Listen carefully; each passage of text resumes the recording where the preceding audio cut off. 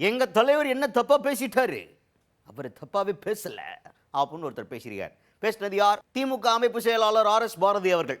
அவர் தான் எதிர்க்கட்சி தலைவர் உதயநிதி ஸ்டாலின் அவர்கள் எந்த தவறான வார்த்தையும் பயன்படுத்தவே இல்லை. என்ன சொல்லிட்டார் அவர்? ஒன்றுமே அவர் தப்பாக பேசவே இல்லையா அப்படின்ற மாதிரி தன் வாதத்தை முன்வைத்திருக்கிறார் ஆர்.எஸ். பாரதி அவர்கள். ஜனநாயகம் என்ற படத்திலே நடித்தாரே தவிர ஜனநாயகத்தை பற்றி ஏபிசி கூட தெரியாத ஒரு முதலமைச்சர் எதிர்க்கட்சி தலைவருடைய பேச்சை திரித்து என்ன உலகம் அவர் பேசாத பேச்சு பேசிட்டாரு.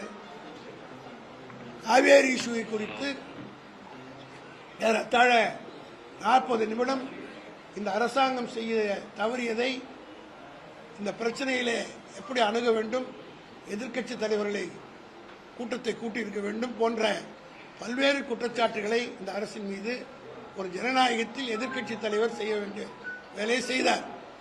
அந்த நேரத்தில் யாரோ ஒருவர் தண்ணி வரவில்லை என்ற வைத்தறிச்சிலே இதுவரையிலே திமுக ஆட்சியிலே கரெக்டாக சொன்னார். 2021 25 வரை தளபதி மு.க. ஸ்டாலின் இருந்தபோது டெல்டா மக்களுக்கு கரெக்டாக தண்ணி வந்து சேர்ந்தது. ஆனால் இந்த ஆண்டு வரவில்லை தண்ணி அப்படின்னு பேசுகிற போது கூட்டத்திலே இருந்து யாரோ ஒருத்தர் வந்து திரிஷா வீட்டுக்கு தண்ணி வருது, அவங்க வீட்டுக்கு மட்டும் வருதுன்னா கூட்டத்தில் கேட்டாங்க. அப்போ கேட்குற நேரத்தில் திரிஷா வீட்டில் மட்டும் தண்ணி வருது அப்படின்னு கேட்டபோது வருமானு கேட்ட நேரத்தில் அங்கே மட்டும் வரும் என்று சொன்னார். அது என்ன தப்பு இருக்குது? உலகமகா தப்பா? அது தண்ணி என்பது குடிக்கிற தண்ணி வந்திருக்கு. அந்த தண்ணிக்கு இன்டர்பிரேஷன் என்னன்றதை நாங்கள் கோர்ட்டில் பார்த்துக்கிறோம். ஆனால் இதில் என்ன தவறு இருக்கிறது? திரிஷா வீட்டிலுக்கு தண்ணி வரலையா அப்படின்னு கேட்குறா ஒரு யாரோ ஒரு க்ரௌடில் இருந்து ஒருத்தர். அதுக்கு உதயநிதி பதில் சொல்றார், அங்கே மட்டும் வரும். காரணம் என்னன்னா அதுக்கு காரணங்கள் சொல்லி இது மாதிரி வரும் அப்படின்னு சொன்னார். அதில் என்ன அர்த்தம் இருக்கிறது? என்ன தவறு இருக்கிறது? அதுக்கு அடுத்தது கேட்டிங்களா, இளைய கலைஞர்னு கூப்பிட போகிறாங்களாம் இனிமேல். அந்த மாதிரி ஒரு வாய்ப்பு ஏற்படுத்தி கொடுத்துட்டாங்களாம் தாவேகாவினர். சரி, அது என்ன மாதிரி செட் ஆக போகுது, ட்ரெண்ட் ஆகுமா ஆகாதான்றதெல்லாம் அப்புறம் பார்ப்போம். தொடர்ந்து பேசும்போது என்ன சொல்கிறாருன்னா, இந்த அளவுக்கு அவசரப்பட்டு அரெஸ்ட் பண்ண வேண்டிய தேவை என்ன இருக்குது? எங்கள் மேலெல்லாம் எவ்வளோ வழக்கு இருக்குது, அதுக்கெல்லாம் யாருமே இது வரைக்கும் அந்த மாதிரி நடவடிக்கை எடுத்தது கிடையாது. திமுக ஆட்சி காலத்துலேயே அந்த மாதிரி நடவடிக்கை எடுத்தது கிடையாது. அதிமுகவுமே எங்கள் மேலே அந்த மாதிரி நடவடிக்கை எடுத்தது கிடையாது. தாவேக்காவுக்கு மட்டும் ஏன் இவ்வளோ அவசரம் அப்படின்ற மாதிரி பேசியிருக்காரு ஆர்.எஸ். பாரதி அவர்கள். இன்னைக்கு என்ன அவசரம்? ஜெயலலிதா காலத்தில் நாங்கள்லாம் பேசியிருக்கிறோம், எடப்பாடி காலத்தில் பேசியிருக்கோம், எம்ஜிஆர் காலத்திலே பேசியிருக்கிறோம். ஆனால் ஒரு வழக்கிலே கூட என் மீதே 16 கேஸ் ஜெயலலிதா கேஸில் போட்டாங்க. ஜெயலலிதா அவதூறு.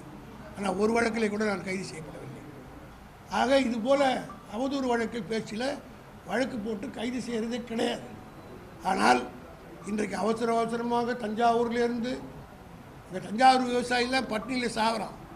அதை பற்றி கவனிப்பதற்கு இந்த அரசாங்கத்துக்கு நேரம் இல்லை, முதலமைச்சருக்கு அதை பற்றி சிந்திப்பதற்கு நேரம் இல்லை.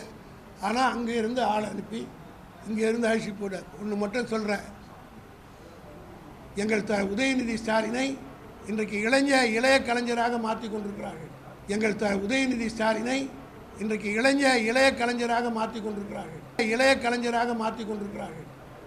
என்னுடைய நினைவெல்லாம் 1963 65 இந்திய எதிர்ப்பு போராட்ட நேரத்தில் கலைஞரை இதே போல தான் கைது செய்து பாளையங்கோட்டுக்கு ஜெயிலில் வேன்லேயே அழைச்சிட்டு போனாங்க. அதெல்லாம் இன்றைக்கி இருக்கக்கூடிய இவருக்கு தெரியாது, இவர் பிறந்திருக்கவே மாட்டார். அன்றைக்கி கலைஞரை கைது செய்து இதே போல் வேனில் ஏற்றிக்கிட்டு பாளையங்கோட்டை வரையில் போனாங்க. அதே போல் இன்றைக்கு உதயநிதி ஸ்டாலின் அவர்களை கைது செய்து வேனில் அழைச்சிட்டு போகிறாங்க. ஆக இன்று முதல் இன்னையிலிருந்து எங்களை உதயநிதி ஸ்டாலினை இளைய கலைஞர் என்று அழைப்பதற்கு விஜய் வகுத்து கொடுத்து விட்டார் என்று தான் நான்